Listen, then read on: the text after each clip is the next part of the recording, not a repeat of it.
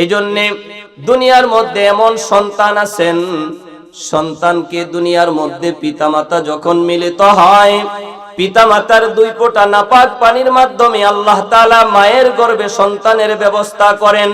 আল্লাহ তাআলা এর থেকে রক্ত জমাট করেন, রক্ত থেকে মাংসপিণ্ড, মাংসপিণ্ড থেকে একটা কঙ্করের ব্যবস্থা করেন।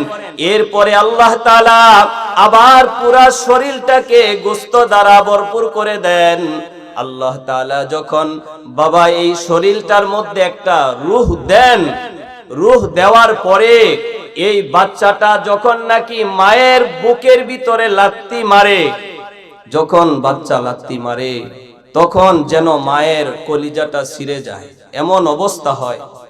কিন্তু এই সন্তান মায়ের গর্ভে ছিলেন, মা বসতে পারে না, দাঁড়িয়ে থাকতে পারে নাই, রাত্রে ঘুমাইতে পারে না, সন্তানের জন্য ঘুমাইতে পারে না। রাত্রে ঘুমাইছেন কিন্তু আবার বসে থাকে। এমন কষ্ট করে মা সন্তানকে লালন পালন করেছেন। দুনিয়ার মধ্যে এমন হয়, দুনিয়ার মধ্যে যদি